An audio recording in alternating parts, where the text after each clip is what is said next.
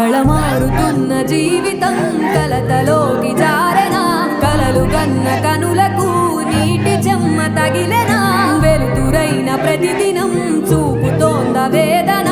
అందమైన బతుకున అలజడి చలరేగనా